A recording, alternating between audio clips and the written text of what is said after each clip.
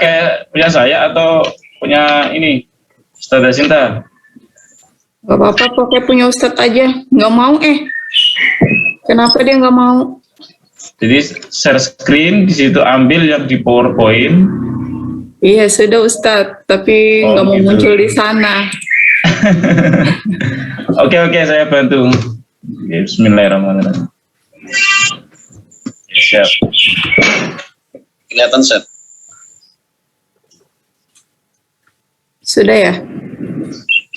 Bismillahirrahmanirrahim. Assalamualaikum warahmatullahi wabarakatuh. Waalaikumsalam warahmatullahi wabarakatuh.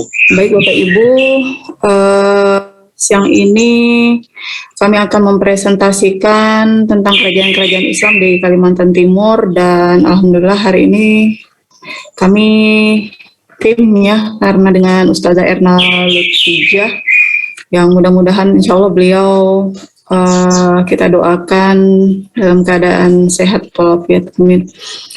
Ustazah Erna sudah siap ya Ustazah? Siap insya Allah. Oke. Next, Ustaz. Ustaz Amin, next. Ustaz Amin, next. Orangnya kemana? Oke, bentar. Maaf, belum nyalakan suara. Bentar ya. Saya ini dulu.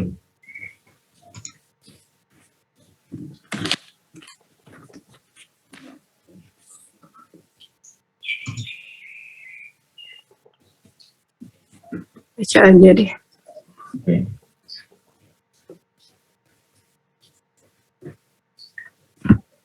Oke.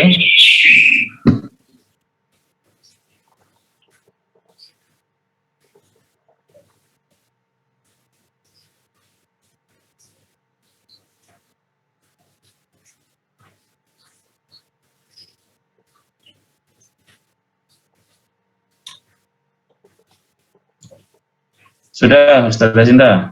Oke. Kerajaan-kerajaan Islam di Kalimantan Timur. Yang pertama yaitu Kerajaan Kutai Kartanegara.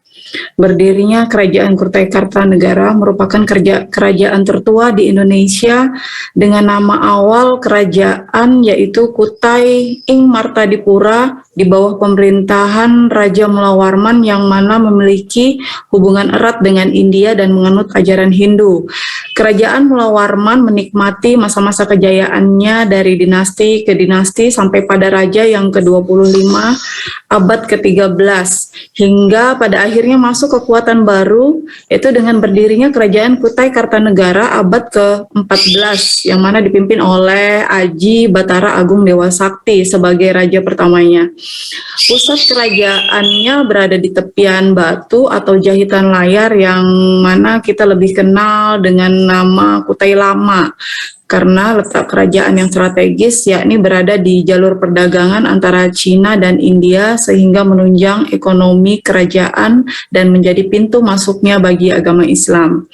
Kemudian bagaimana proses penyebaran Islam di sana? Yang pertama, Islam masuk di Kerajaan Kutai Kartanegara melalui mubalik dari Sumatera yang terlebih dahulu mengislamkan di Sulawesi Selatan yang bernama Tuan Tunggang Parangan dan Tuan Ri Bandang yang konon tertarik dengan kondisi Kutai di mana Kutai ini memiliki hubungan perdagangan dengan Sulawesi yang sangat lancar, kemudian penduduknya juga makmur, tidak pernah kekurangan pangan, perdagangan ramai, kaya alam dan agama yang dianut justru bukan Islam. Nah, dari sinilah Tuan Tunggang Parangan dan Tuan Ri Bandang ini merasa tertarik untuk menyebarkan Islam di sana mengingat agama di sana masih bukan Islam.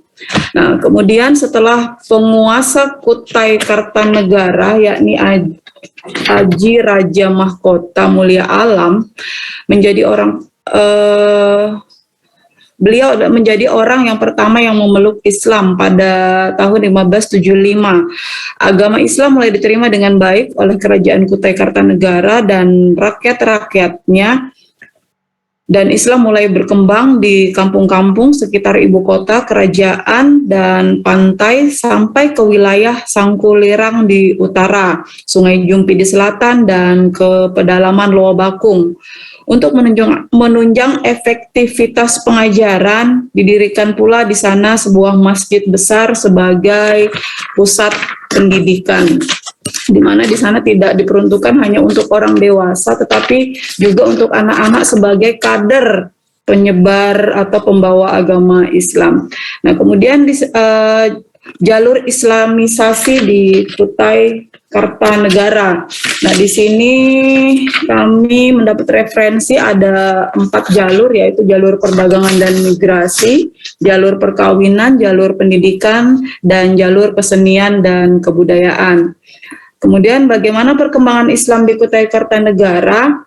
Nah, perkembangan agama Islam di Kutai tidak terlepas dari beberapa pola pengembangan Islam, yaitu yang pertama,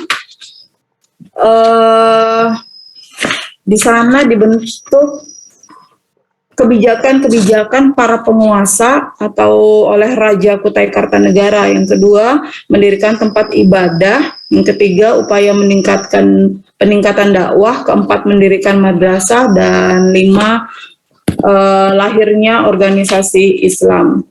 Nah, kemudian selanjutnya adalah Kerajaan Pasir. Jadi selain Kutai Kartanegara ada juga Kerajaan Pasir. Kerajaan Pasir berdiri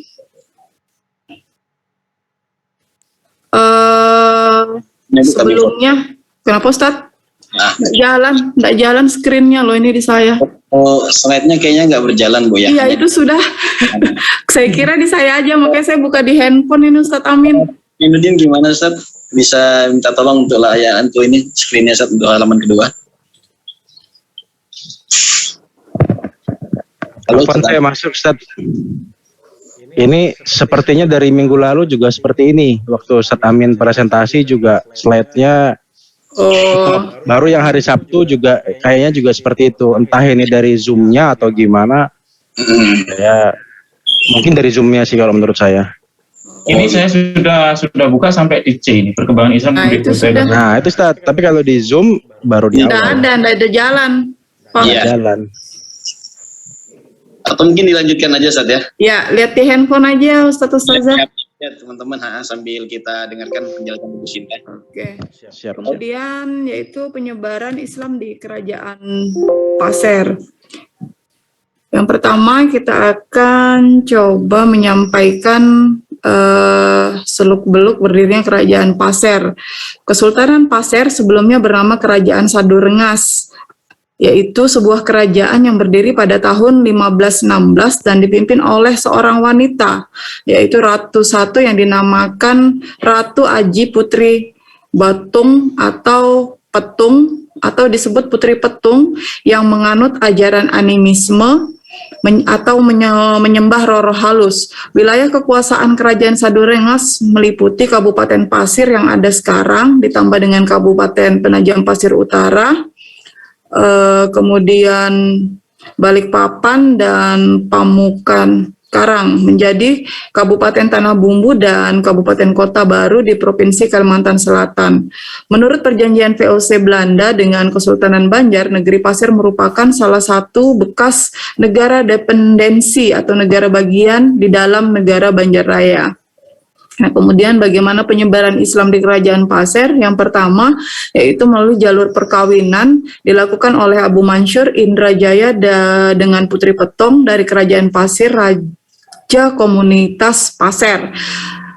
Lewat jalur perkawinan antara Ratu Petong dan Abu Mansur Indrajaya, Kesultanan Pasir mulai memeluk Islam. Begitu juga perkawinan Sayyid Ahmad Khairuddin yang kawin dengan Aji Mitir, anak Putri Petong dengan Abu Mansur Indrajaya.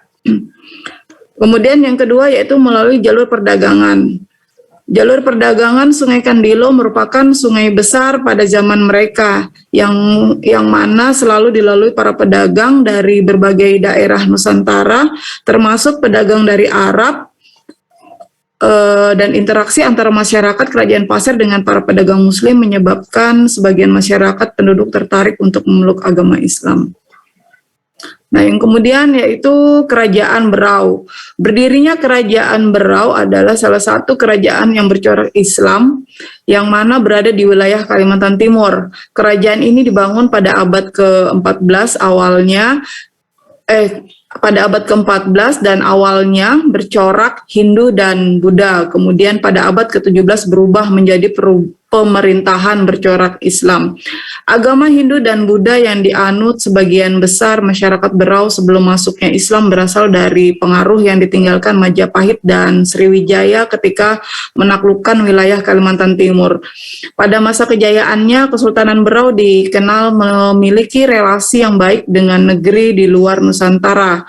Kerajaan ini pernah menjalin hubungan diplomatik dengan Kesultanan Brunei Darussalam yang menyebut Berau dengan nama Quran.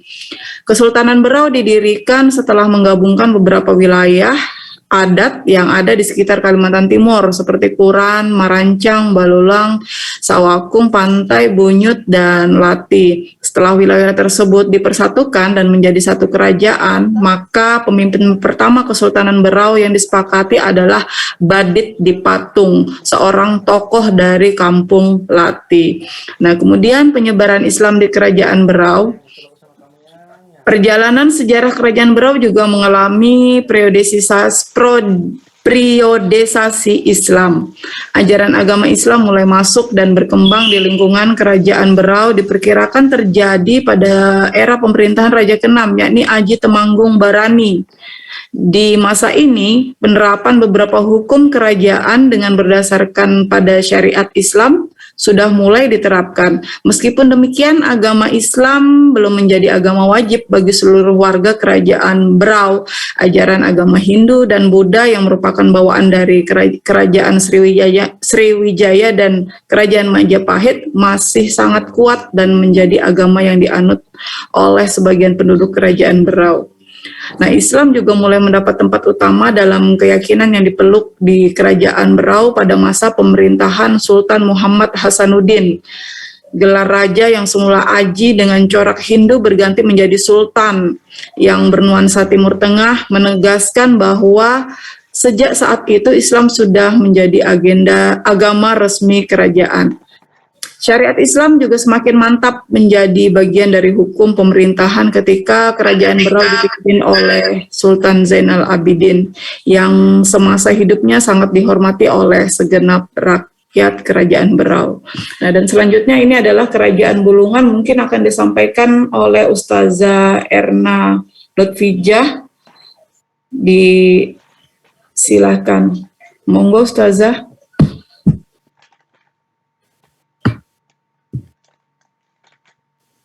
Kerajaan Bulungan. Berdirinya Kerajaan Bulungan. Kerajaan Bulungan diperkirakan muncul pada pertengahan abad ke-16 Masehi. Bermula dari adanya legenda masyarakat Dayak Kayan yang menyebutkan adanya seorang penguasa dari Brunei Darussalam bernama Datuk Mencang yang tersesat di wilayah Bulungan, tempat tinggal orang-orang Dayak Kayan. Datuk Mencang kemudian menikah dengan seorang perempuan Dayak Kayan bernama Asung Luan. Ia kemudian mendirikan sebuah pemerintahan di daerah Bulungan. Datuk Mencang menjadi penguasa pertama di sana sejak tahun 1555 sampai 1594. Penyebaran Islam di Bulungan. Penyebaran Islam pada era kepemimpinan Kesultanan Bulungan di tangan Datuk Mencang dan keturunannya hingga abad ke-17 dijelaskan belum berjalan secara masif, sehingga tidak dipungkiri jika dimungkinkan Islam sempat menghilang dari tanah Bulungan. Tidak diketahui dengan pasti apakah Datuk Mencang telah memeluk agama Islam atau belum. Namun yang pasti, beberapa penguasa Bulungan setelahnya memakai nama yang cenderung bernuansa Hindu. Raja pertama yang memeluk agama Islam adalah Wira Amir yang memerintah sejak tahun 1731, tetapi baru masuk Islam pada tahun 1777 dan kemudian mengganti namanya menjadi Aji Muhammad. Sejak itulah Bulungan berubah menjadi kesultanan dan Haji Muhammad mendapat gelar Sultan Amirul Mukminin. Ia memerintah Kesultanan Bulungan hingga tahun 1817 pada usia mencapai 86 tahun. Dan ini hubungan antar kerajaan Islam di Kalimantan. Yang pertama, hubungan kekerabatan dan kekuasaan. Hubungan kekerabatan dan kekuasaan antara kerajaan Kutai dan Pasir. Sultan Pasir memiliki beberapa anak, dan salah satunya adalah seorang perempuan yang bernama Ajitatin, yang kemudian menikah dengan seorang bangsawan dari kerajaan. Sebentar, ada masalah dengan ya, astagfirullah. Sebentar ya.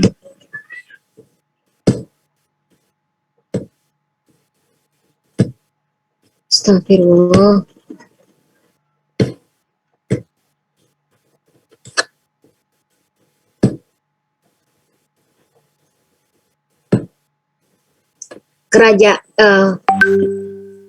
Saya lanjutkan. Memiliki anak dan salah satunya adalah seorang perempuan yang bernama Ajitatin yang kemudian menikah dengan seorang bangsawan dari kerajaan Kutai Kartanegara. Oleh ayahnya, Sultan Haji Muhammad Alamsyah, Ajitatin diberi sebuah hadiah pernikahan, yaitu sebuah wilayah kekuasaan di daerah perbatasan Kutai Kartanegara dan Pasir yang bernama Tanah Balik untuk diolah. Ajitatin diberi wewenang untuk memerintah di Tanah Balik yang masih di bawah kekuasaan Kesultanan Pasir.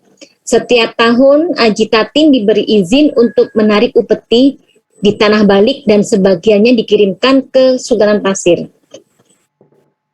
Wilayah kekuasaan Ajitatin ini yang sekarang dikenal dengan di Samboja. Hubungan perdagangan. Pada masa kerajaan Islam, kehidupan perekonomian bergantung pada perdagangan. Kerajaan Islam yang terletak di dekat pantai menjadikan tempat persinggahan pedagang yang saat itu menggunakan kapal laut. Hal ini juga memicu berdirinya bandar-bandar atau pelabuhan tempat transaksi perdagangan terjadi. Tempat tersebut tidak hanya disinggahi oleh pedagang pribumi, tapi juga oleh pedagang dari mancanegara. Dalam Hikayat Banjar menyebutkan bahwa paruh pertama di abad ke-17, Sultan Makassar meminjam tanah sebagai tempat berdagang di wilayah timur, yaitu Pasir, Berau, Kutai, dan Karasikan, dan Tenggarah Kalimantan kepada Sultan Musta'in Billah dari Banjar pada waktu Kiai Martasura diutus ke Makassar dan mengadakan perjanjian dengan ini susah bacanya, Ai Mangga di Cina Daeng Ai Bakle Sultan Mahmud Karaeng Patingaloang, yaitu Sultan Taloh yang menjabat Mangkubumi bagi Sultan Malikus Said Raja Goa tahun 1638 sampai 1644 yang akan menjadikan wilayah Kalimantan Timur sebagai tempat berdagang bagi Kesultanan Makassar. Dengan demikian mulai berdatanganlah etnis asal Sulawesi Selatan, sedangkan pedagang dari mancanegara umumnya berasal dari Arab, Persia, Tiongkok, bahkan Eropa.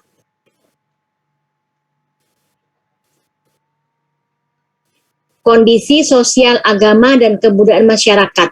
Yang pertama, sistem pemerintahannya. Ketika mengambil suatu keputusan, baik itu yang berkaitan dengan agama dan pemerintahan, Sultan biasanya berkonsultasi terlebih dahulu dengan para ulama, agar keputusan-keputusan tersebut dapat diterima oleh rakyat dengan penuh rahmat. Dalam hal pengangkatan raja di masa Islam, terdapat kesamaan dengan pengangkatan raja di dalam sistem pemerintahan agama Hindu-Buddha. Sultan diangkat berdasarkan garis keturunan. Jika dilihat mampu dan berwibawa untuk memimpin, maka anak sultan akan mendapatkan tahta untuk memimpin kerajaan. Next, Ustadz. Slide terakhir tentang sistem sosial. Islam saat itu mudah diterima oleh masyarakat Nusantara, salah satunya karena dalam Islam tidak ada sistem kasta. Hal ini menyebabkan aturan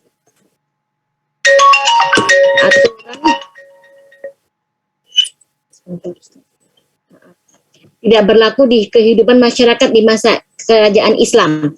Selain kasta, masyarakat juga telah menggunakan nama-nama Arab seperti Muhammad, Abdullah, Umar, Ali, Ibrahim, Hasan, Hamzah, Musa, dan yang lainnya. Kosakata bahasa Arab juga banyak diserap dan digunakan ke bahasa pada masa itu. Sistem kebudayaan. Pada masa perkembangan Islam di Kalimantan terjadi kemajuan dari segi budaya. Ditemukannya naskah-naskah Islam ataupun sastra-sastra Islam yang bisa menjadi salah satu sumber sejarah perkembangan Islam di Indonesia, serta menambah khasanah budaya Islam pada masa itu adalah fakta pendukungnya. Karya-karya sastra ini semakin menyebar setelah masa Majapahit karena pusat kebudayaan tersebar ke seluruh Nusantara yang merupakan perpaduan budaya Indonesia asli, Hindu, Buddha, dan Islam. Demikian presentasi yang kami sajikan. Saya ucapkan terima kasih. Baik, alhamdulillah, itulah tadi presentasi dari Ustazah Sinta Ningsih dan Ustazah Erna mengenai suatu judul yang sangat menarik ya sayang ini, karena mengenai kerajaan-kerajaan yang ada di sekitar kita di tanah Borneo, yaitu Kalimantan Timur, di mana tadi sudah dibahas beberapa pembahasan yang luar biasa, mulai dari bagaimana proses masuknya Islam di Kalimantan Timur, menyebar di beberapa kerajaan, mulai dari kerajaan Kartanegara, terus Bulungan sampai dengan Pasir juga termasuk tadi dibahas sama Ustazah Ningsih, Sinta Ningsih.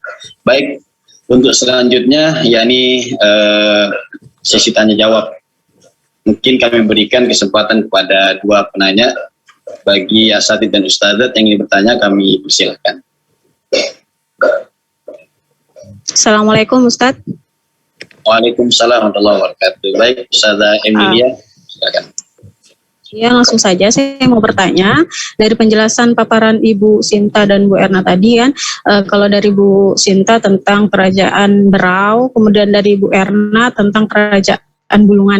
Nah, yang saya tanyakan tadi sudah dijelaskan dari awal berdirinya, kemudian bagaimana pemerintahannya gitu ya. Tapi tidak atau saya terlewat atau bagaimana? Sepertinya masih kurang penjelasan tentang apa sebab kemunduran dari dua kerajaan tersebut.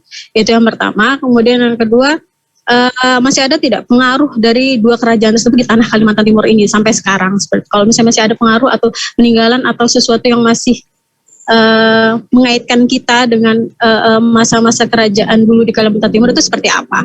Seperti itu aja Ustadz pertanyaan saya. Terima kasih. Assalamualaikum. Waalaikumsalam warahmatullahi wabarakatuh. Baik, terima kasih Ustazah Emilia. Kami berikan satu lagi kesempatan untuk penanya yang kedua. Dari Ustadznya silakan.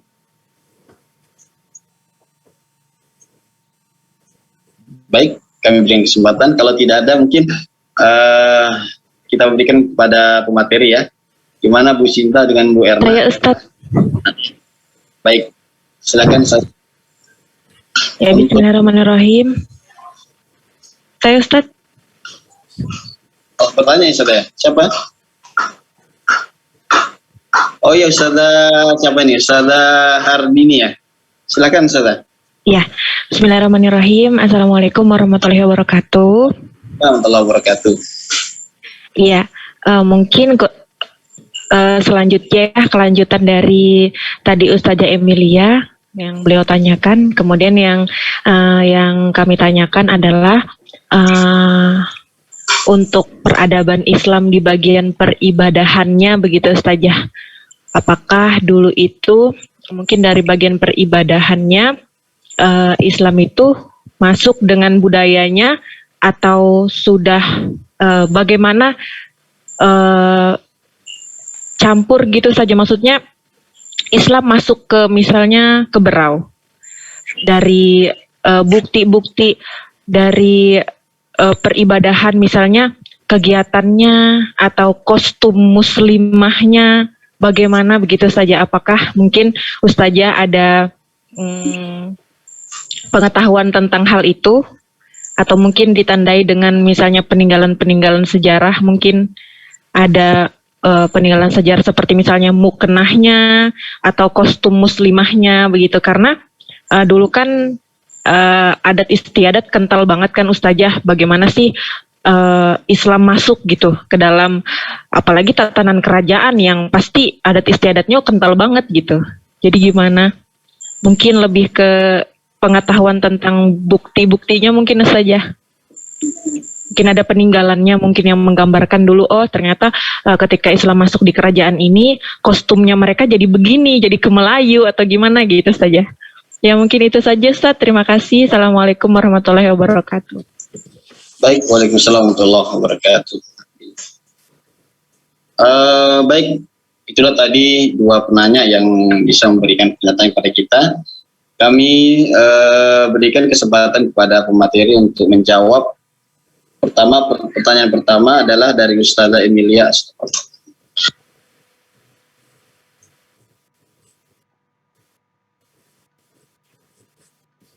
Baik, saya coba akan jawab ya. Untuk kerajaan Kutai sendiri sebenarnya setelah kerajaan Kutai Martadipura, nah ini kan pada abad ke-14 ini tadi sudah kita jelaskan bahwasannya di situ masuk kekuatan baru yang mana dipimpin oleh Aji Batara Agung Dewa Sakti. Nah, yang mana memang pada akhirnya di Kutai Kartanegara ini ada dua kerajaan kecil ya, yaitu Martadipura dan Kutai Kartanegara. Namun di dalam perjalanannya ternyata dua kerajaan ini sering terjadi perselisihan di antara mereka, meskipun di antaranya masih ada hubungan kekeluargaan. Nah, kemudian pada akhirnya kerajaan Martadipura ini lambat laun ini runtuh karena ini ya perselisihan tadi di antara keduanya, sehingga direbut oleh dan ditaklukkan oleh kerajaan Kutai Kartanegara yang pada saat itu berada di Kutai Lama, yang mana pada waktu itu setelah dipimpin oleh Aji Batara Agung Dewa Sakti, ini dipimpin kembali oleh seorang raja yang bernama Pangeran Sinom Panji Mendapa. Nah, dengan runtuhnya kerajaan Martapura, maka seluruh wilayah kekuasaannya jatuh ke tangan penguasa Kutai Kartanegara. Karena ekspansi perluasan wilayah telah berhasil menaklukkan seluruh wilayah kekuasaan kerajaan Mulawarman atau Martadipura. Maka berubahlah nama kerajaan Kutai Kartanegara tadi menjadi kerajaan Kutai Kartanegara ing Martadipura. Jadi kalau yang kita kenal sekarang adalah Kutai Kartanegara ing Martadipura itu adalah kolaborasi antara dua kerajaan kecil yang pada akhirnya salah satunya runtuh dan sekarang sudah kita familiar.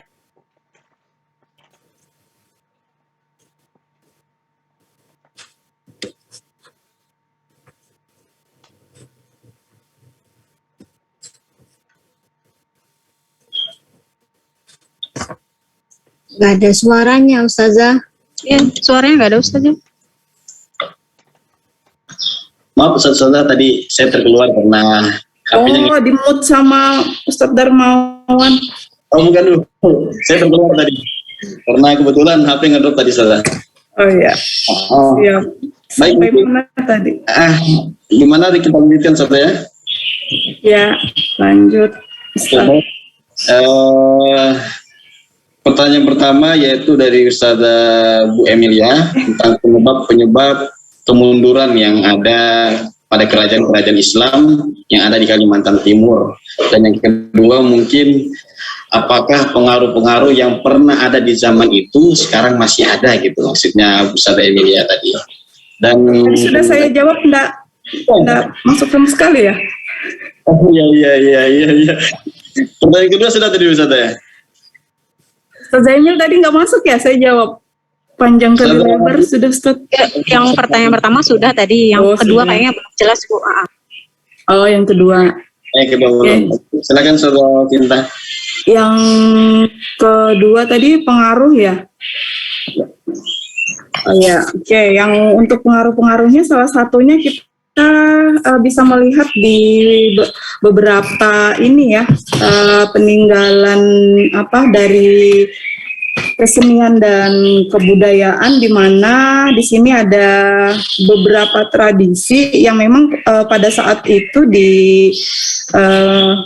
dikolaborasi dengan nuansa-nuansa Islam. Sehingga tradisi ini dipoles, diberikan warna-warna Islam dan selama tidak bertentangan dengan ajaran agama Islam. Sehingga tradisi ini tetap dijalankan dan masyarakat merasa dihargai dan dihormati. Mungkin seperti kalau kita lihat itu, kalau tradisi hitam itu dia contoh dari ini ya, dari kerajaan di Jawa mungkin. Kalau untuk di Kutai sendiri, tradisi-tradisi yang masih ditinggal saya masih kurang paham, mungkin bisa dibantu oleh Ustazah Erna yang orang Samarinda, karena saya tidak pernah melihat langsung tradisi kesenian dan kebudayaan atau dari ini yang lain, contoh-contohnya Ustazah. Tapi kalau misalkan dari kesenian dan kebudayaan sih yang memang sampai sekarang nih yang kita paham tuh ya, salah satunya contoh kalau dari kerajaan Jawa sih ya, karena mungkin saya sering melihatnya ke sana. Nah, mungkin bisa dibantu saya, Erna. Saya membantu yang ini dulu ya, yang kemunduran. Menambahkan kemunduran ini biasanya untuk yang di Berau, untuk kerajaan Berau, itu kemundurannya akibat dari ini perebutan. Ketika Sultan terakhirnya Zainal Abidin kedua wafat, maka kerajaannya jadi perebutan anak-anaknya, dan juga atas taktik VOC, divide et impera. Jadi akhirnya kerajaan pecah menjadi dua, menjadi kerajaan Sambaliung, itu dipimpin oleh anak dari Aji Dilayas dengan istri pertama, dan kerajaan yang kedua setelah pecah tadi Sambaliung dan Gunung Tabur itu dipimpin oleh Raja Aji Dilayas, anaknya Raja Aji Dilayas dengan istri kedua. Kalau yang untuk, jadi makanya akhirnya menjadi kecil dan akhirnya jadi kemunduran betul, akhirnya hilang. Terus untuk yang tragedi di Kerajaan Bulungan itu pernah terjadi, namanya tragedi Bultiken. Itu peristiwa pembantaian yang dilakukan oleh TNI yang dipimpin oleh Letnan Simatupang, yang akhirnya tragedi itu dibakar kerajaannya. Peninggalan mereka di tahun berapa, tahun 1964, sehingga dan terjadi pembunuhan seperti pemusnahan etnis ya. Jadi sampai akhirnya ada beberapa dari keluarga kerajaan yang lari ke Tawau, dan sampai 50 tahun ya mereka lari. Akhirnya di tahun 2017 raja tersebut, Raja Bulungan, istri dan anaknya, pangeran itu memohon ke pemerintah untuk masuk lagi menjadi warga negara Indonesia setelah 50 tahun berada di Malaysia. Itu salah satu pembunuhannya dari kerajaan-kerajaan tersebut. Kalau yang pengaruhnya tadi, kalau Ustazah Sinta bilang saya orang Samarinda, saya bukan orang Samarinda, jadi nggak begitu ini kalau pengaruhnya sampai sekarang sih hanya ini aja sih. Yang saya amati adalah belum bisa memberikan jawaban yang pasti lah. Nanti mungkin dari Pak dosen, Ustadz dosen yang bisa memberikan jawabannya. Mohon maaf.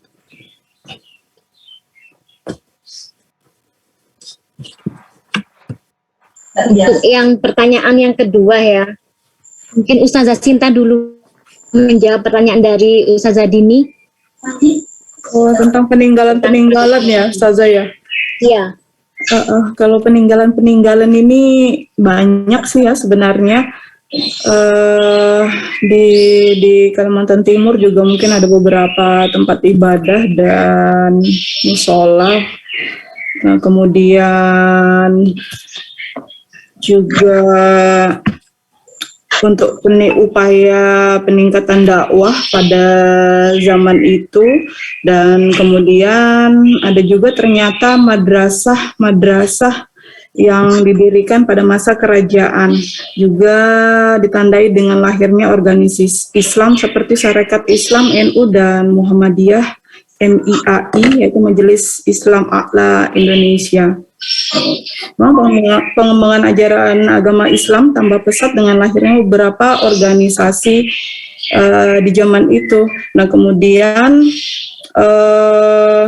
wilayah Kalimantan Timur yang terkenal, yang disebut sebagai sentral, nah ini menyebabkan ia mendapat migrasi dari semua pihak dan menimbulkan ras-ras dan akulturasi kebudayaan sehingga menimbulkan kultur yang beraneka ragam coraknya. Kemudian untuk kalau seperti baju kurung dan sebagainya, nah ini mungkin karena kita juga ini ya, ada campuran dengan beberapa, pada saat itu memang juga ada istilahnya itu pedagang-pedagang yang dari luar, seperti dari Melayu, kemudian dari Aceh, kemudian ini mungkin untuk pakaian sendiri seperti yang ditanyakan tadi itu juga menjadi ini satu kebudayaan Islam yang ini merupakan ini juga ya bagian dari pengembangan ajaran agama Islam pada saat itu. Nah, jadi mungkin kalau untuk contoh ininya banyak ya, bisa kita lihat peninggalan sejarahnya itu di daerah Kutai Lama gitu. Mungkin bisa ditambahkan Ustazah siapa? Erna. Iya. Lanjutkan, menambahilah sedikit. Kalau untuk peradaban Islam, apakah masih ada pengaruhnya sampai sekarang? Insya Allah masih ya, karena memang sampai sekarang pun di Kalimantan Timur mayoritas penduduknya memang ini ya beragama Islam. Jadi kalau pengaruh itu ya tetap ada. Untuk masalah kostum atau ya tadi kostum juga ditanyakan, insya Allah masih ya, walaupun memang ada pergeseran karena memang sekarang juga zaman milenial dan lain-lain yang informasi itu sangat banyak dan sangat cepat kita peroleh, tapi dalam kenyataannya kostum yang dipakai untuk masyarakat Muslim di Kalimantan Timur, alhamdulillah enggak juga terlalu terlalu yang Western ya. Jadi masih lah, jadi pengaruh itu masih kita rasakan sampai sekarang. Insya Allah begitu Ustazah. Terima kasih. Baik, kita lanjut pertanyaan kedua untuk Bu Sinta dengan Bu Erna, yaitu dari Ustazah Hardini, di mana beliau menanyakan proses daripada masuknya Islam ke Kalimantan Timur ini seperti apa bentuk dakwanya. Apakah dengan musik mungkin, atau mungkin dengan beberapa ritual-ritual khusus yang mereka bawa ke Kalimantan Timur ini.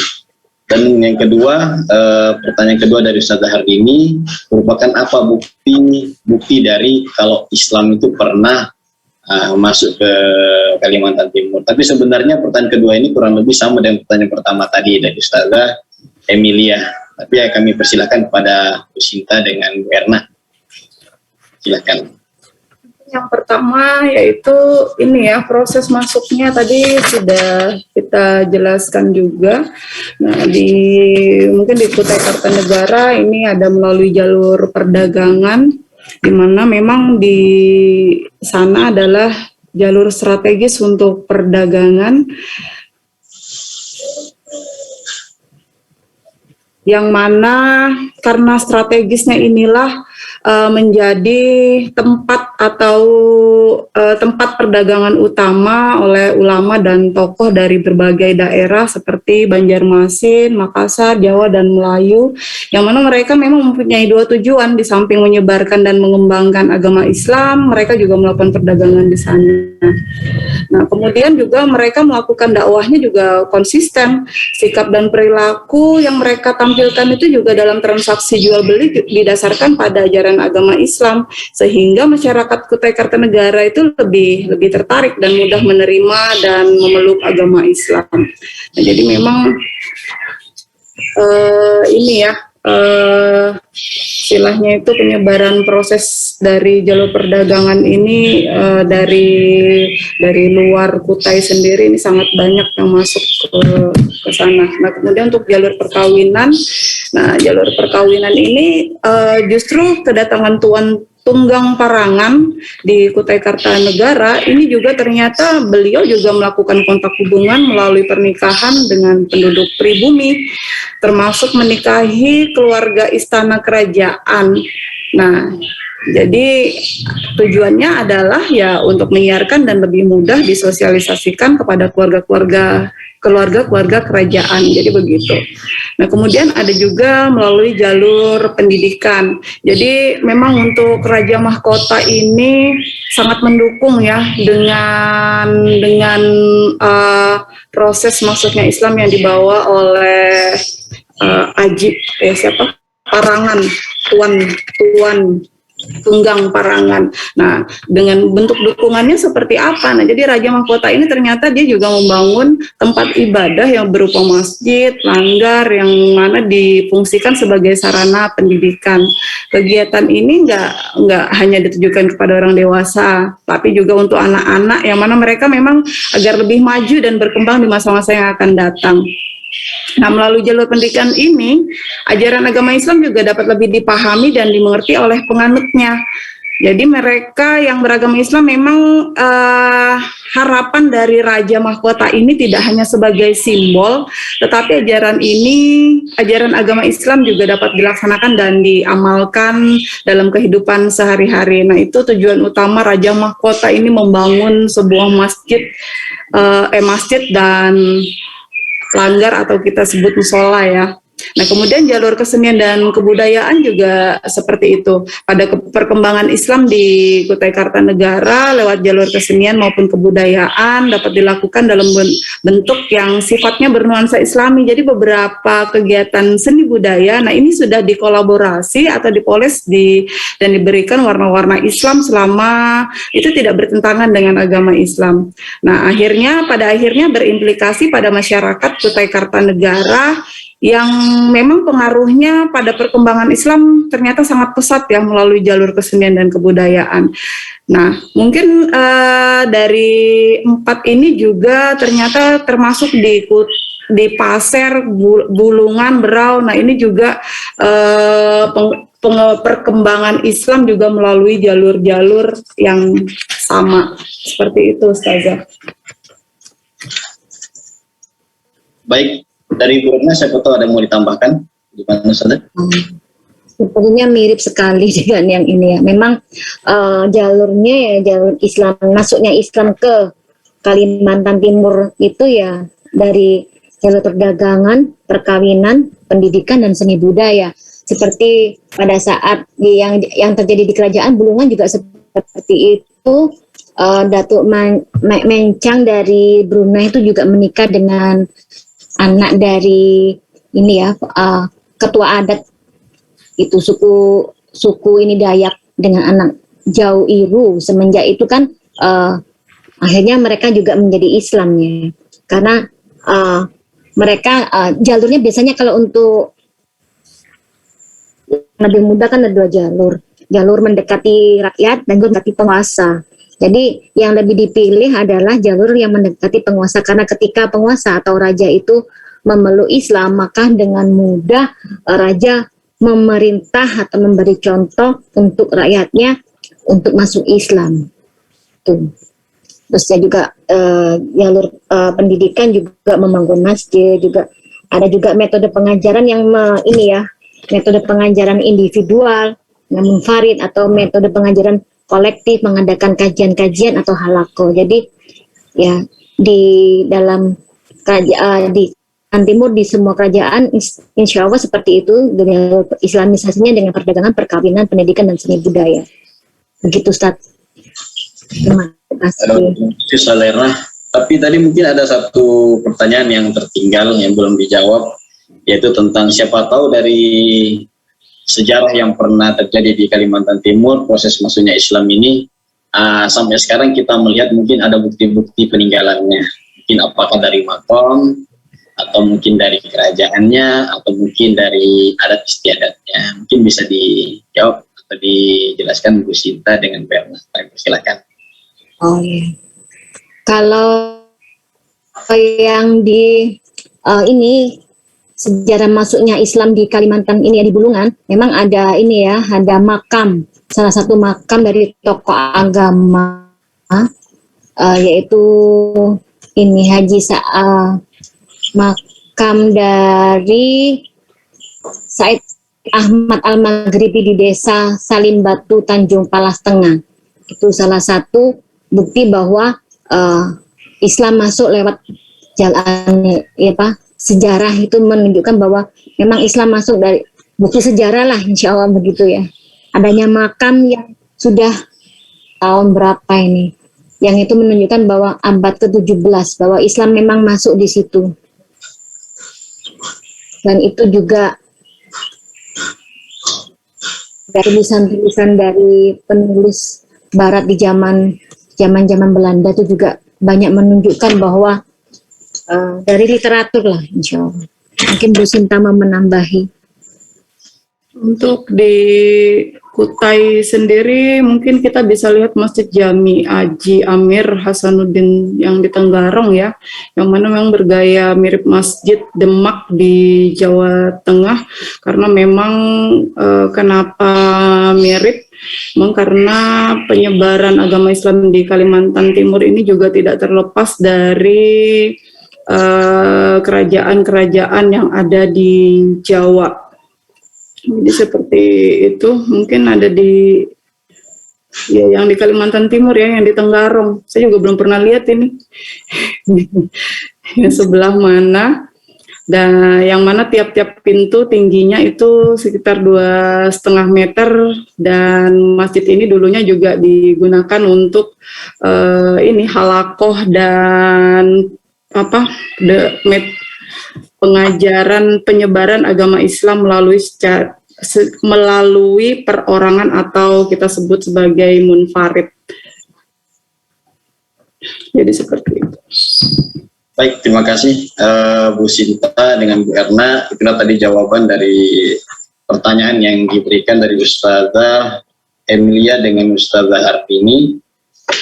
Pada intinya memang proses masuknya Islam ke Kalimantan Timur itu sesuai dengan dijelaskan tadi oleh pemateri, pertama oleh perdagangan, sama halnya dengan pulau-pulau yang lain, yang selanjutnya dilanjutkan dengan adanya pernikahan, bahkan sampai adanya pendidikan, itu prosesnya. Adapun bukti-bukti yang tadi di mana adanya masjid, terus adanya makam-makam, dan Islam yang kita rasakan sekarang ini juga salah satu bukti bahwa Islam itu pernah masuk ke Kalimantan Timur. Mungkin itu singkatnya dari penjelasan kedua pemateri siang hari ini. Dan untuk penanya gimana Ustazah Emilia, Ustazah Ardini, apakah mau disanggah atau gimana? Kalau tidak ada, kami akan lanjut ke sesi tanya jawab yang kedua. Oke, kita lanjut ya. Baik teman-teman asatidz wal ustadzat, kita masuk ke sesi tanya jawab yang kedua. Kami berikan kesempatan kepada dua penanya, baik dari ustadzat atau asatidz atau ustadzat. Kami persilahkan.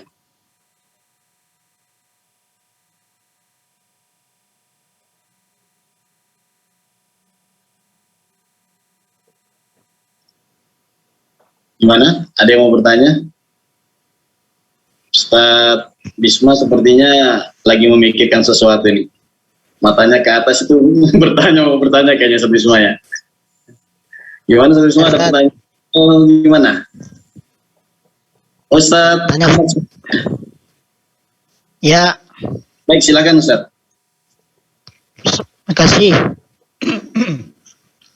Assalamualaikum warahmatullahi wabarakatuh. Waalaikumsalam warahmatullahi wabarakatuh.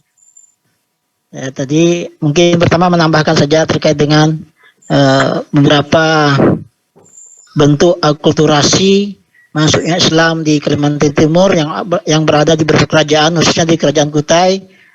Memang apa yang disampaikan oleh Ustazah Sinta tadi betul sekali bahwa salah satu contoh bukti Islam telah masuk di Kerajaan Kutai adalah adanya makam raja-raja yang berada di samping Museum Mula Warman itu. Kemudian juga Masjid Hasanuddin itu yang di belakang Museum Mula Warman. Nah, itu dua bukti bahwa Islam sudah masuk di sana. Kemudian juga mungkin dari segi pakaian, saya melihat yang saya pahami dengan adanya pakaian yang dipakai oleh raja-raja Kutai. Nah, itu berbeda jauh dengan raja-raja yang ada di Pulau Jawa mungkin ya. Pakaian kerajaannya itu. Nah, saya melihat itu ada semacam akulturasi budaya yang luar biasa masuk ke Kerajaan Kutai. Kemudian juga berbagai macam budaya seperti adat tasmiahan itu. Nah, itu menggunakan syair-syair seperti berjanji yang digunakan. Nah, itu ada bagian dari contoh-contoh bahwa Islam sudah ada. Bahkan pada zaman kerajaan Islam, Kutai Kartanegara dulu sering itu diundang ya, para tokoh-tokoh umat Islam untuk membacakan syair-syair Islam itu seperti berjanji itu di kerajaan. Nah, itu. Nah, di sini kami ingin tanyakan juga terkait dengan Kerajaan Kutai Kartanegara.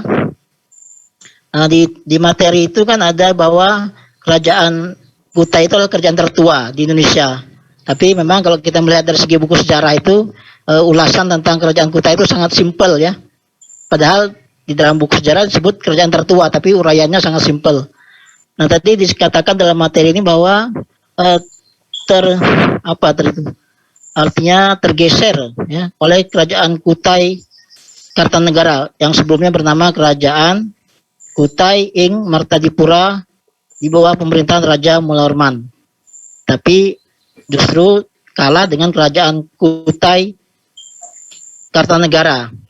Nah, ini saya yang tanyakan nih, apakah itu memang dua kerajaan berbeda atau memang merupakan silsilahnya itu merupakan satu kerajaan, hanya saja yang ini pada masa Hindu ing Martadipura, kemudian Kutai Kartanegara setelah Islam masuk. Nah, itu mungkin itu saja Ustaz ya. Terima kasih. Assalamualaikum warahmatullahi wabarakatuh. Waalaikumsalam warahmatullahi wabarakatuh. Terima kasih Ustaz Sofyan. Untuk Ustaz dan Ustazah yang lain kami persilakan untuk pertanyaan yang kedua.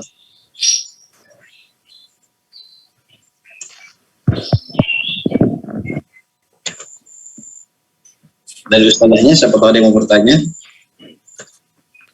Saya Ustaz mungkin. Baik, Ustaz Bisma. Ustaz. Bismillahirrahmanirrahim. Assalamualaikum warahmatullahi wabarakatuh. Assalamualaikum warahmatullahi wabarakatuh. Tadi ketika disinggung Ustadz Darmawan, betul saya lagi cari-cari pertanyaan Ustadz. Ngawang-ngawang gitu.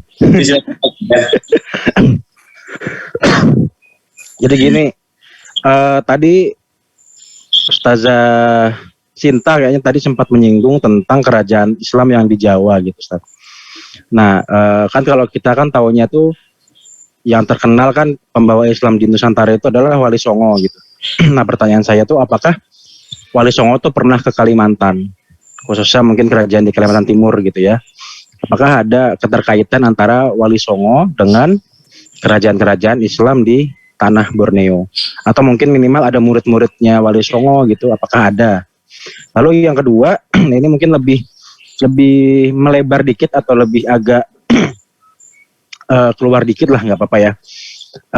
Saya dari kemarin itu agak bingung.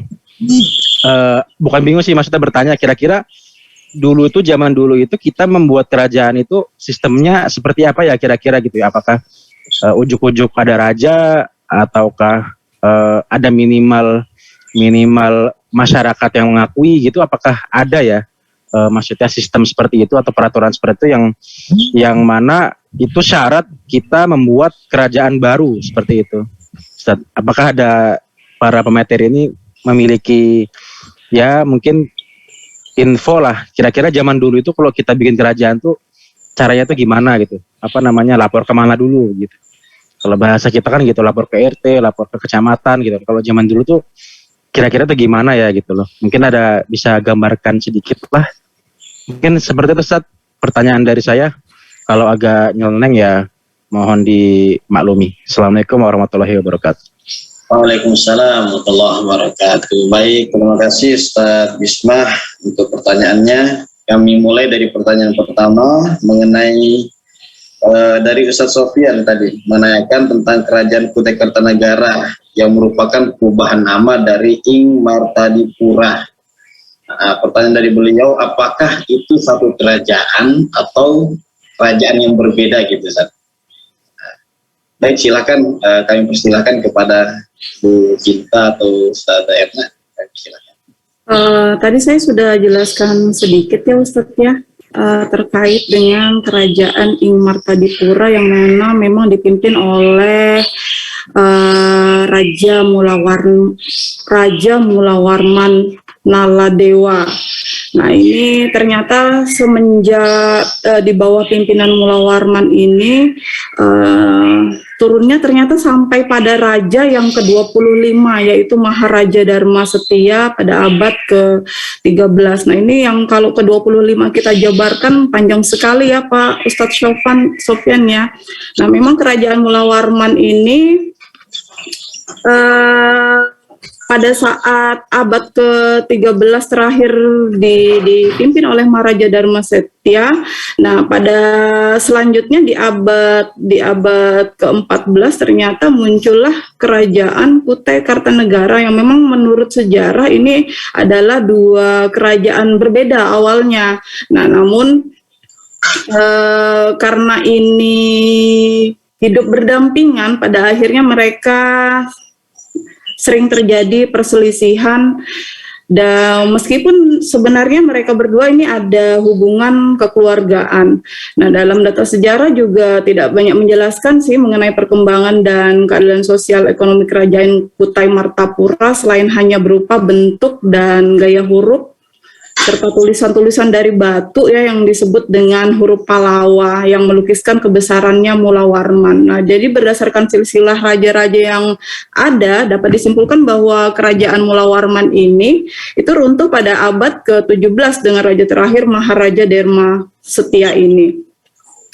Nah, jadi dalam pergeseran politik di Jawa pada abad ke-4 itu nampaknya memang membawa pengaruh positif ya dalam sejarah Kalimantan Timur, dan memang pada waktu itu para perantau dari Jawa itu berdatangan mengarungi laut dan tiba di daerah itu. Nah, pada waktu itu pertempuran antara kerajaan Kutai Martapura dan kerajaan Kutai Kartanegara ini tidak terelakkan lagi.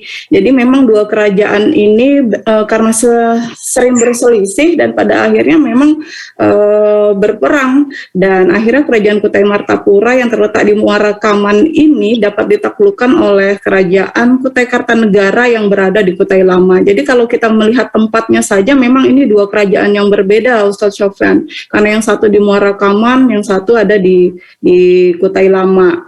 Begitu. Nah, dengan runtuhnya kerajaan Martapura ini maka seluruh wilayah kekuasaan Ing Martadipura ini jatuh ke penguasa Kutai Kartanegara karena ekspansi perluasan wilayah telah berhasil menaklukkan seluruh wilayah kekuasaan kerajaan Mulawarman.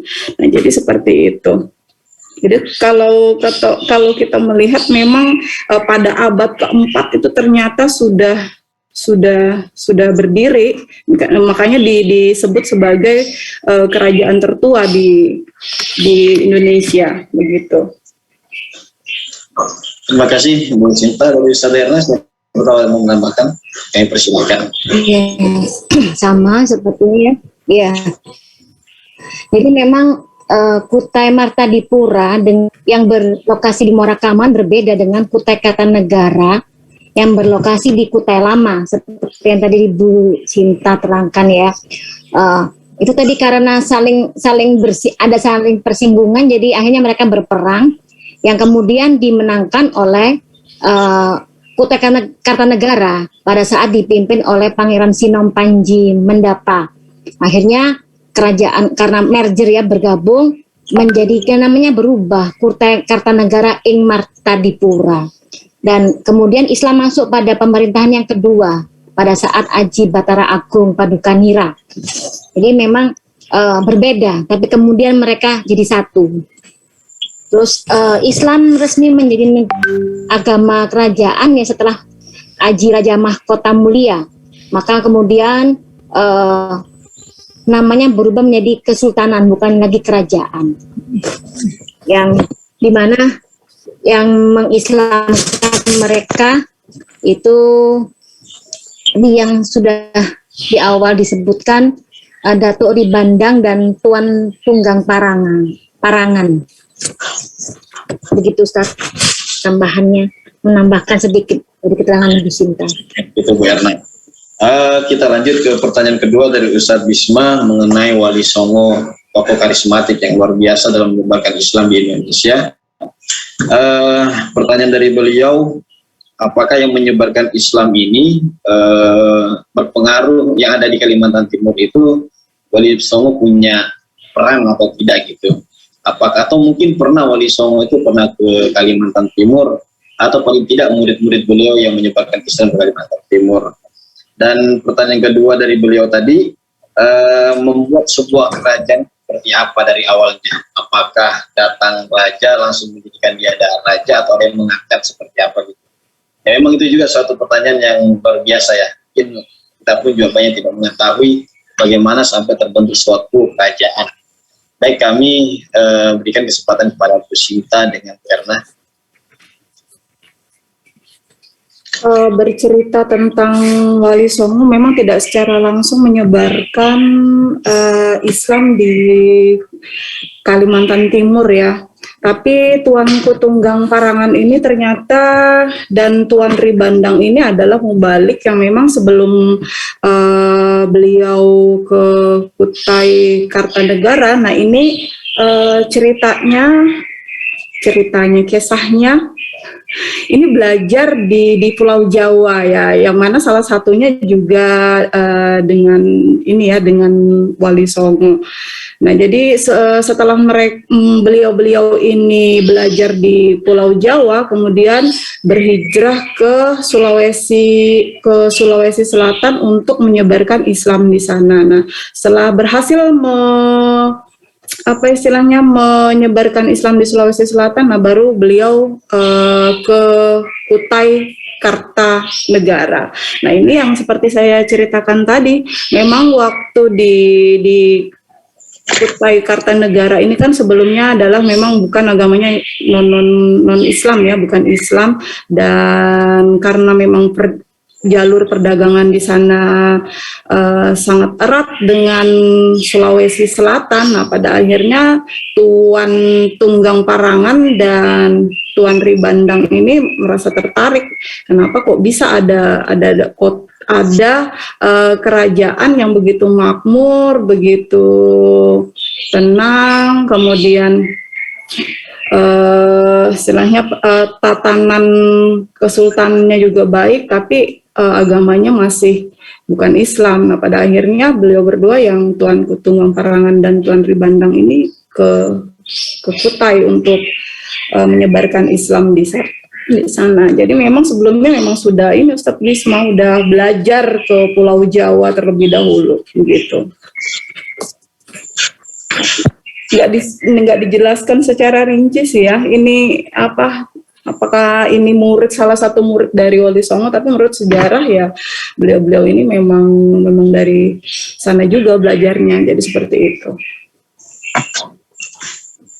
Baik, untuk pertanyaan kedua saudara, untuk proses terbentuknya negara atau terbentuknya kerajaan seperti apa dari awal?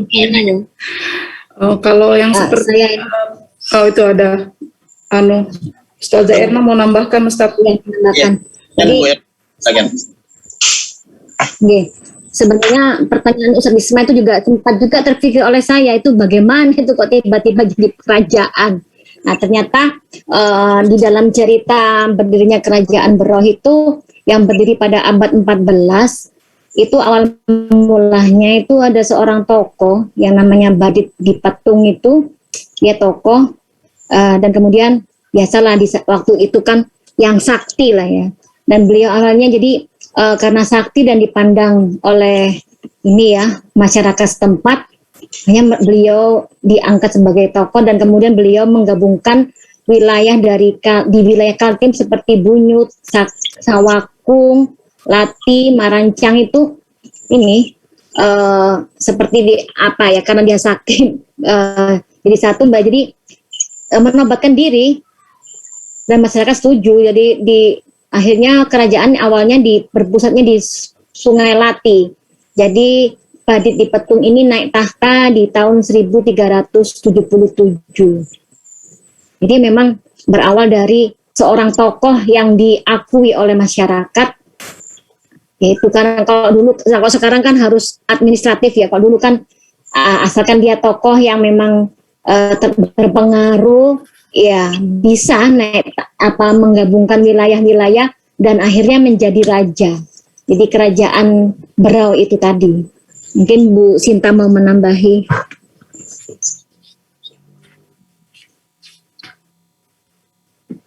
Mungkin cukup Ustazah, karena saya juga minim untuk ini referensinya menjawab bagaimana asal mula kerajaan itu. Saya juga nggak paham soalnya. Karena kalau di sini sih menurut beberapa legenda beberapa kerajaan di Kalimantan Timur ini memang rata-rata ya seperti yang dijelaskan Ustazah Erna tadi. Artinya memang seseorang yang sakti, seseorang yang istilahnya dianggap vokal, nah itu ternyata dinobatkan ya, dan masyarakat setuju dengan penobatan itu. Dan rata-rata memang di sini kalau zaman dulu karena memang kental dengan ini ya yang tradisional dengan mitos-mitos. Nah, sepertinya orang-orang sakti itu memang jadi orang-orang yang paling disegani gitu. Jadi, nah pada akhirnya ya diangkat sebagai raja. Cuma nggak tahu ya, mungkin bisa di ini ya mungkin Pak dosen bisa membantu nanti kisahnya seperti apa. Baik, terima kasih Bu Cinta dan Bu Erna atas jawabannya mengenai dua pertanyaan dari Ustadz Sofyan dengan Ustadz Bisma ya, mengenai Kerajaan Kutai Kartanegara yang mengambil alih dari Kerajaan Martadipura, di mana itu dua kerajaan yang berbeda. Dan untuk Wali Songo itu memang dari penjelasan Bu Sinta tadi memang tidak langsung terjun ke Kalimantan Timur, tetapi mungkin murid-murid beliau lah yang datang ke Kalimantan Timur untuk menyebarkan Islam. Salah satunya ada tadi Tuanku, Tungga Parangan ya Bu Sinta ya. Tuan Parangan. Ya, dan Tuan Ribandang. Tuan Ribandang. Mungkin ya karena beliau menuntut ilmu ke Jawa, dapat ilmunya Wali Songo dan ke Sulawesi sampai kepada Kalimantan Timur seperti itu. Adapun proses terbentuknya kerajaan memang dongeng-dongeng yang pernah kita dengar ya, adanya tokoh karismatik yang luar biasa punya kesaktian. Setelah itu mendapatkan pengakuan dari masyarakat, setelah itu membentuk suatu sistem pemerintahan dan terbentuknya kerajaan. Mungkin seperti itu ringkasnya. Mungkin kita melihat waktu sudah menunjukkan jam 2:36 ya, sedangkan asar untuk saat ini agak awal. Mungkin gimana teman-teman, kayak kita cukupkan ya? Gimana? Kalau gitu kita berikan waktu ini kepada Ustadz guru kita Dr. Rais Abdullah MA. Kepada beliau waktu dan tempat kami persilahkan.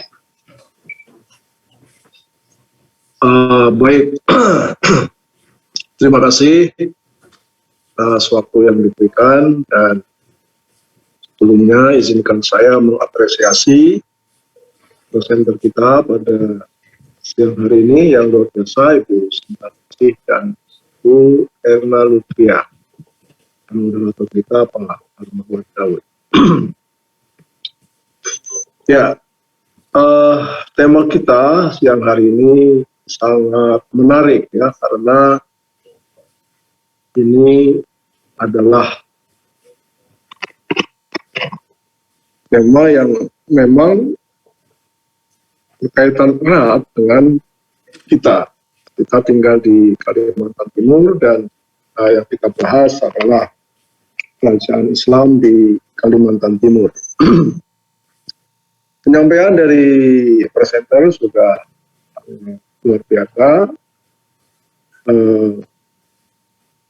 mengungkap tentang kerajaan-kerajaan yang ada dan juga hubungan di antara masing-masing kerajaan tersebut. Dan kalau kita lihat bersama, peninggalan dari kerajaan-kerajaan tersebut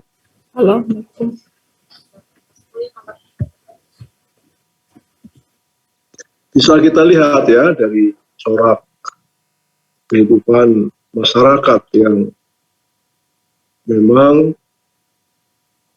dibandingkan dengan beberapa tempat yang lain, masyarakat Kaltim ini cukup kuat ya beragama Islam, terutama yang memang penduduk-penduduk yang dahulunya wilayahnya adalah wilayah kerajaan Islam ya, seperti Kertanegara, kemudian Pasir, kemudian Bulungan, Berau, dan lain sebagainya. Ya, teori tentang masuknya Islam ke Kalimantan Timur tentu ini berkaitan erat ya dengan masuknya Islam secara umum ke Indonesia atau ke Asia Tenggara pada umumnya. Jalur yang digunakan bersama ya, ada jalur perdagangan, jalur kawinan, kemudian ada juga barangkali kesenian ya, kemudian yang paling kuat memang ya jalur perdagangan dan jalur dakwah. Memang ada dai-dai yang datang sengaja untuk berdakwah, menyebarkan Islam ya di bumi Borneo ini.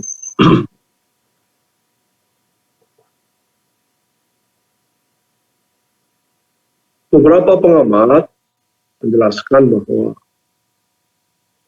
munculnya kerajaan-kerajaan Islam ya di Indonesia, termasuk di Kalimantan, ini tidak bisa dilepaskan dari mundurnya kerajaan-kerajaan Hindu seperti Majapahit misalnya, kemudian seperti di Kaltim juga ya, mundurnya Kutai Ing Martadipura itu kemudian bersambung ya dengan semakin munculnya kerajaan Kutai Kartanegara. Kalau di Jawa, tenggelamnya atau menurunnya pamor Majapahit itu membuka peluang munculnya kerajaan-kerajaan Islam yang kemudian misalnya Majapahit digantikan oleh kerajaan Islam Demak.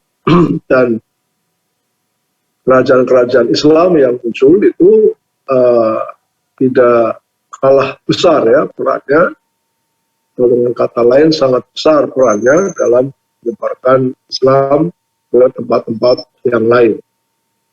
Nah, jadi dari situ ada tali simpul yang menghubungkan antara dakwah Islam di luar Jawa dengan Islam yang ada di Jawa. Ya memang pusat ya penyebaran Islam yang menjadi sentralnya itu memang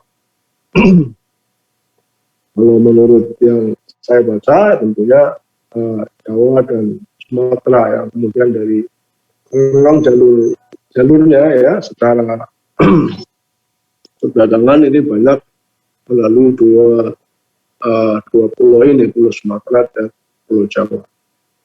Nah, seperti yang tadi disampaikan juga ya, awal munculnya dakwah Islam di Kalimantan Timur itu adalah datangnya dua dai ya dari Sumatera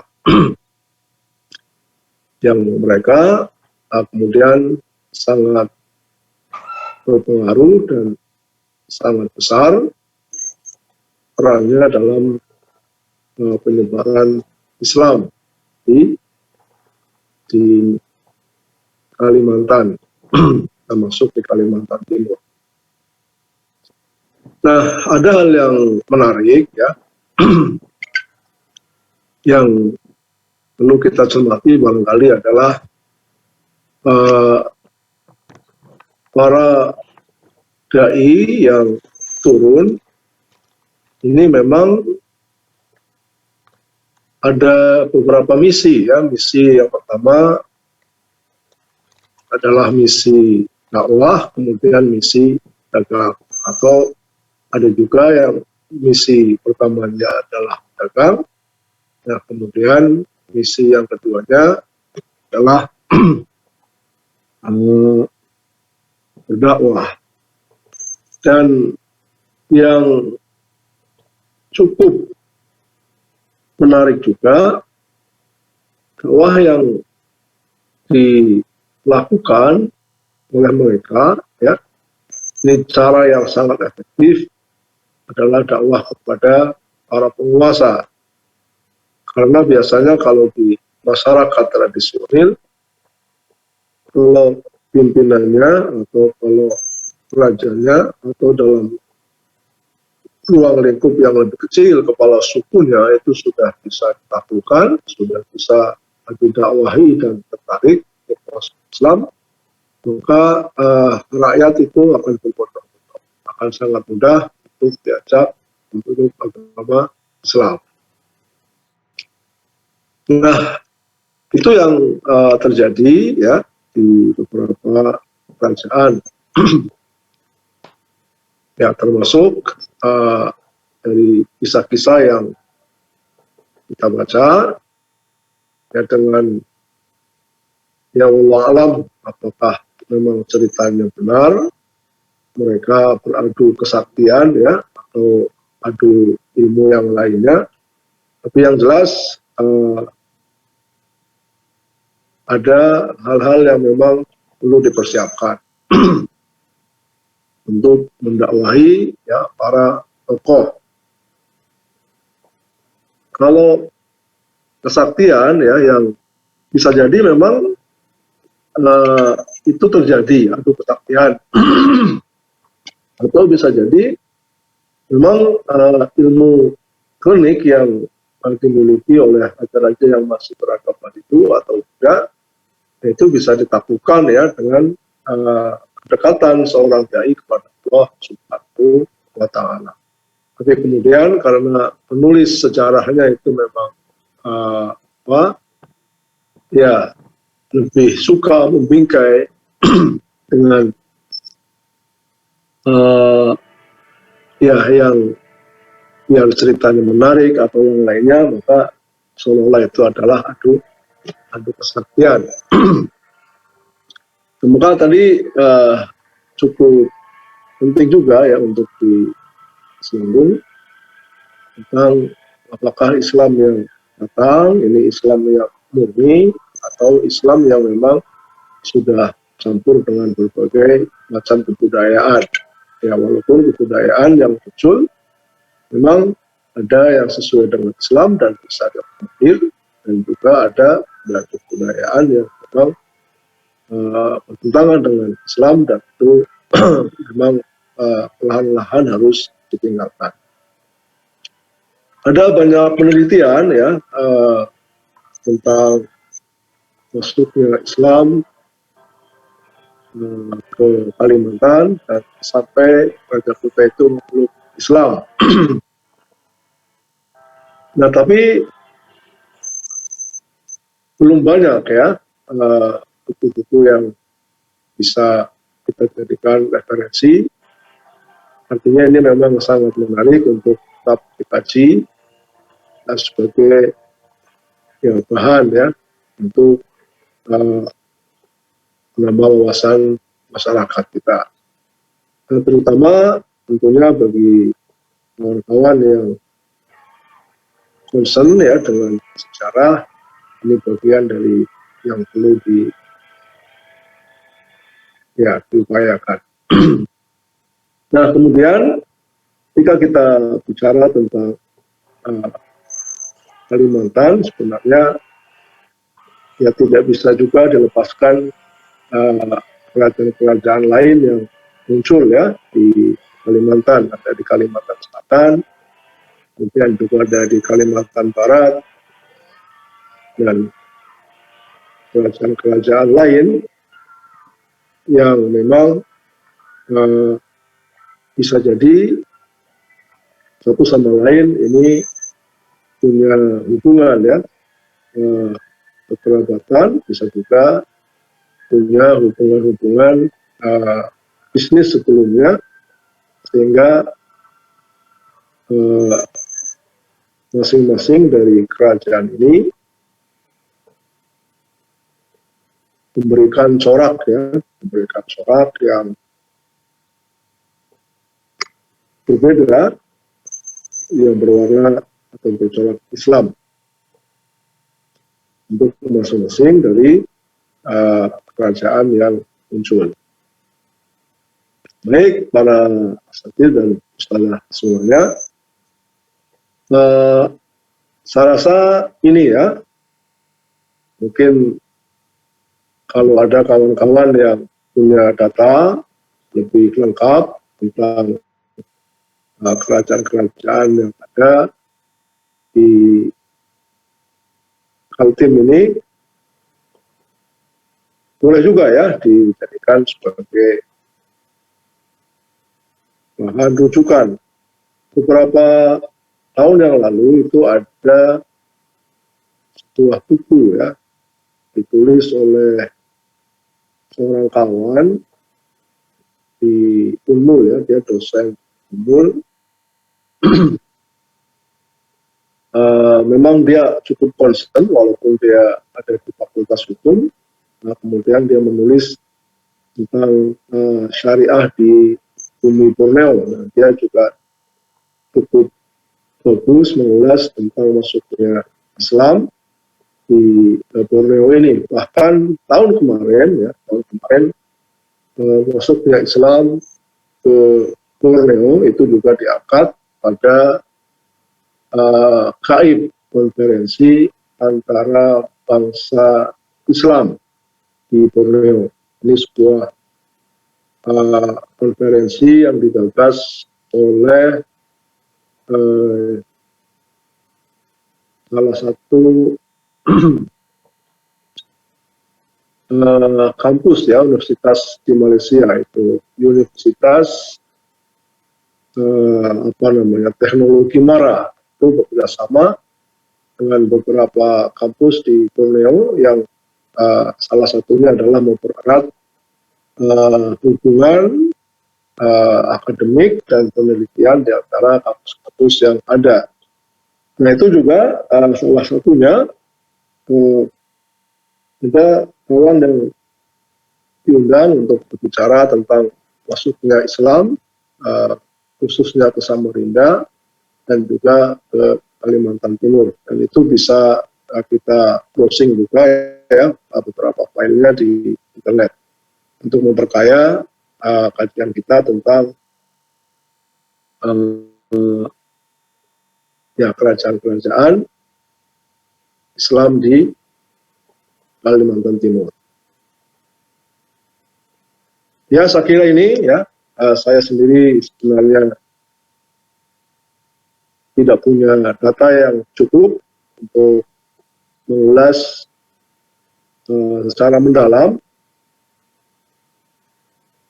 tentang kerajaan-kerajaan yang ada ya di Kaltim ini, karena memang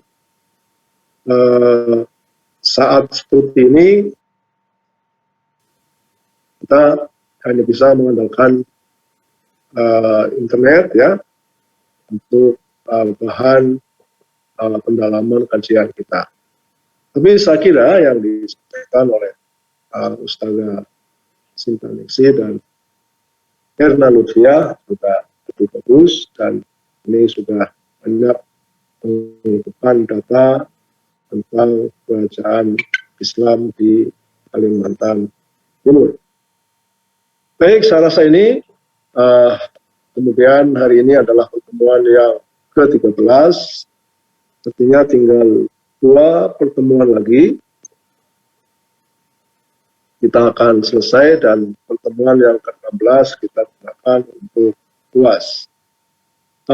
Beberapa file dari rekan-rekan ada yang bisa di-download ulang, ada juga yang tidak bisa ya karena mungkin sudah dihapus. Saya harap kawan-kawan yang sudah presentasi bisa mengirimkan kembali artikel ataupun PowerPoint-nya supaya bisa diakses ulang oleh kawan-kawan yang nanti memang ujiannya diambil dari artikel yang dipresentasikan oleh kawan-kawan semuanya. Jadi saya harapkan mulai hari ini sudah di-share kembali artikel atau PowerPoint yang pernah disampaikan.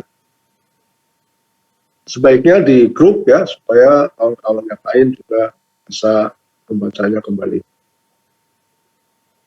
Dari yang awal ya, yang pertama presentasi sampai dengan yang terakhir nanti yang akan mendapatkan giliran untuk presentasi di pertemuan yang ke-15.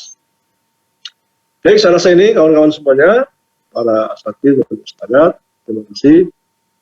Nah, bila ini cukup ya, dan mohon maaf kalau ada hal yang berkenan.